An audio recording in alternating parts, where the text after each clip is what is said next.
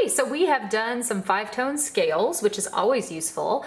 And now we're going to move on to using those 5-tone scales to transpose a melody. So welcome to Christmas in April, and we're going to be looking at Jingle Bells. Why, you might ask? Well, because it's a really familiar melody, so you can use your ears to make sure that you're doing it correctly, but also handily enough, you only need, count them, 5 fingers to play this melody. Now, I made this a link on the slide. So on the next slide, you'll see a place where you can actually print this free piece of sheet music out at home if you would care to look at the sheet music.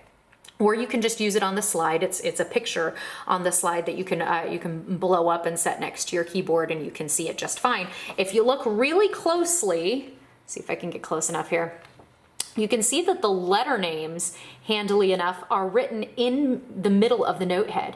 You can see E, E, E, E, E, E, E, G, C, D, E, which is helpful if you're still getting used to figuring out what the notes look like on the staff versus what they look like on the keyboard. Now, as you're practicing, you will remember that from the last video that your fingers have numbers, right? You have finger 1, 2, 3, 4, and 5.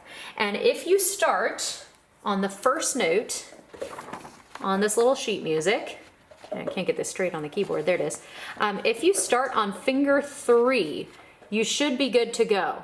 Okay, and we often use numbers like that above or below the note head when we're writing in fingering for piano music. Okay, so let's find, and this will be pretty clear on the next slide, but let's find that middle C again. There he is. Throw your thumb on that middle C, and you're going to use your 5-tone scale. Sorry, again, the dog's chewing his bone. Coda.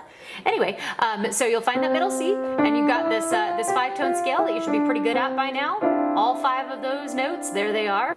We're going to start on finger 3 in the middle and read all the way through. And I know you can't see the music up here. I'll see if I can figure out a better way to do this on a video later maybe, where you can actually see the sheet music on the top, but I'm not an expert yet. And as you know, this is what it sounds like. This is one of the reasons why we're using Jingle Bells, because it's so familiar.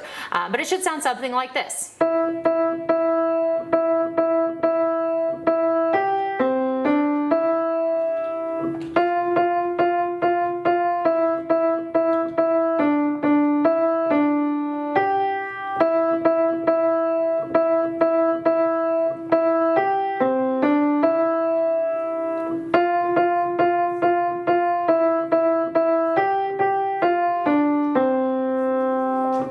So that's your basic melody, yes? So the first thing you're gonna do is see if you can play that really, really easily, the best that you can, because you used this 5-tone scale to play Jingle Bells. You can now use any 5-tone scale to play Jingle Bells. What if I don't want to play it here? What if I want it higher?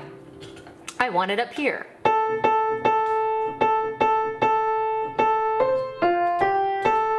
Or maybe I want it on a key that starts with a black note in my thumb.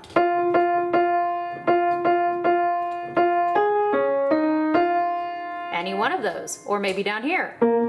Whoops.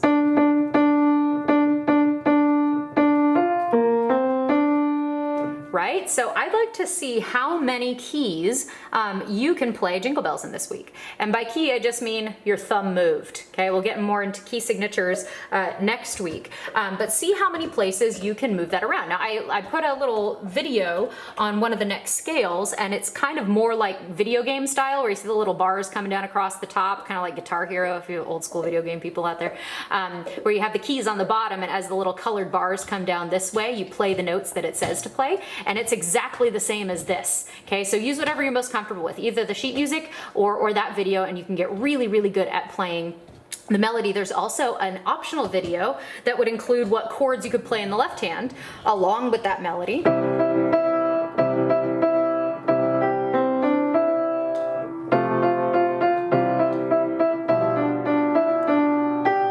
So our more advanced students, or the ones that just want a little bit more challenge, you can use that video as well. All the instructions are in there. But whatever you do, do what works for you at this point and try new things. So if you're not used to doing this thing, maybe do it along with the video, or at least take a look at it and see how the visuals of it coordinates with what you're hearing and what you know that melody sounds like. These should start to look pretty familiar based on last week's stuff. Let's just bring some puzzle pieces together here. You can see quarter note, half. Quarter note, half. quarter, quarter, quarter, quarter, whole. All those duration notes we did last time. 1, 1, 1, 2, 1, 1, 1, 2, 1, 1, 1, 1, 1, 2, 3, 4.